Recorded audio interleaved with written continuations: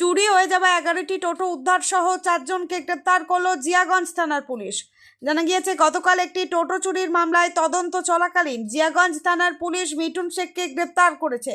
তাকে জিজ্ঞাসাবাদ করে আরও 4 জন ব্যক্তিকে শনাক্ত করা সম্ভব হয় এবং পরবর্তীতে তাদের গ্রেপ্তার করা হয়। তাদের নাম আমিনুল ইসলাম, সেলিম শেখ, গোলাম কিবরিয়া ও আসাদুল শেখ। জলঙ্গি, লালগোলা, সাগরদিঘি বিভিন্ন থানা এলাকা থেকে একটি গ্রেপ্তার করা হয়েছে। এখনো পর্যন্ত মোট 11টি চুরি যাওয়া টোটো গাড়ি উদ্ধার করা হয়েছে। গ্রেপ্তারকৃত ব্যক্তিদের আজ উচ্চ আদালতে হাজির করে পুলিশ রিমান্ডের আবেদন জানানো হবে। আমরা 4 এপ্রিল 2025 এই তারিখে একটা কমপ্লেন পাই যে কোনো এক ভদ্রলোক তার একটা টোটো হারিয়ে যায়। তো এই তথ্যের ভিত্তিতে আমরা তদন্তে নামার পরে আমরা যে আমাদের গোটা শহর জুড়ে সিসিটিভি ক্যামেরাগুলো আছে সেগুলোকে সার্চ করতে থাকি। সার্চ করার ফলে আমরা প্রথমে একজনের সন্ধান পাই যার নাম মিঠুন শেখ ওরফে রাহুল, যার বাড়ি হচ্ছে লালগোলা। তো একে আমরা যখন ডিটেন করার পর এই ব্যক্তি স্বীকার করেন যে হ্যাঁ ওই চুরির সঙ্গে যুক্ত আছে এবং সাথে সাথে সে একজনের নাম প্রকাশ করে যার নাম সেলিম। তো এই সেলিম আবার যার বাড়ি লালবাগ, সে আবার আরেকজনের নাম প্রকাশ করে যার নাম হচ্ছে গোলাম কিবরিয়া, এর বাড়ি সাগরদিঘি। এবার গোলাম কিবরিয়া আবার আরো দুজনের নাম রিভিল করে, তাদের নাম হচ্ছে আসাদুল এবং আমিনুল। এই যে সেলিম এ বিক্রি করতো বা এ হেল্প করতো গোলাম কিবরিয়াকে, যার বাড়ি সাগরদিঘি। এ কি করতো, এই বহরমপুর, লালবাগ, মুর্শিদাবাদ, জলঙ্গি এই এরিয়া থেকে টোটোগুলোকে চুরি করে ধুলিয়ান, সাগরদিঘি, জলঙ্গি এই এরিয়াতে এগুলোকে সেল করার জন্য একে হেল্প করতো কে, আসাদুল এবং আমিনুল। এরা হেল্প করতো জলঙ্গি, সাগরদিঘি এই এরিয়াতে।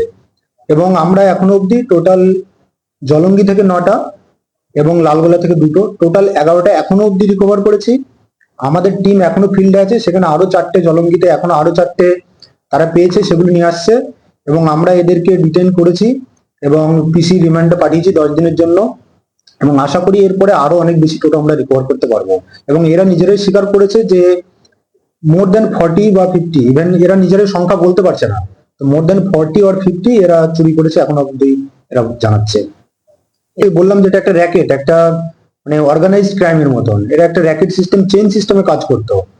কেউ হেল্প করতো, কেউ ইনফরমেশন দিত, কেউ হয়তো আশেপাশে এরিয়া দেখতো, কেউ হয়তো একজনকে সেল করতো, সেই চ্যানেল সিস্টেমে গিয়ে এটা আলটিমেট একটা ডিসপোজ হতো। এরা মূলত টোটোগুলো ছিল সেগুলো তো নাম্বারিং সিস্টেম প্রপারলি ছিল না। তো এরা যেটা টার্গেট করতো, হয়তো দেখা গেল কোথাও একটা ফাঁকা টোটো দাঁড়িয়ে আছে, দেখলো কোনো মালিক নেই সেখানে, তখন এই টোটোগুলোকে এরা টার্গেট করে নিয়ে যেত। আপাতত আমরা তো আজকেই ডিটেন করেছি আর পিসিতে নিয়েছি, এই বিভিন্ন তথ্য আরো যদি বেরিয়ে আসে তার জন্যই। আপাতত আমরা এটুকুই জানতে পেরেছি যে এরা মনিটারি পারপাজেই এগুলো সেল করতো। আপাতত এটুকুই জানতে পেরেছি আমরা। অ্যারেস্ট কবে করা হয়েছিল? মোটামুটি আজকেই করা হয়েছে। এদের কি পিসি রিমান্ডে কোর্টে পাঠানো হচ্ছে? হ্যাঁ, 10 দিনের জন্য আমরা প্রেয়ার পাঠিয়েছি। এটা আপাতত আমি বললাম যেটা 4 এপ্রিল তো আমাদের কাছে ফার্স্ট এই থানার আন্ডারে কেস রেজিস্টার হয়। তো কেসের নাম্বার হচ্ছে 127-25। তো আপাতত এটাই আমাদের ফার্স্ট কোনো কমপ্লেন ছিল। এর আগে হয়েছে কিনা এবার আমরা ফার্দার ইনভেস্টিগেশন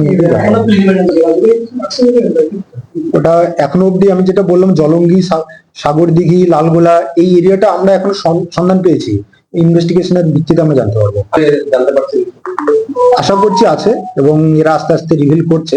অ্যারেস্টের সংখ্যা বাড়তে পারে। অবশ্যই আমরা খুবই আশাবাদী।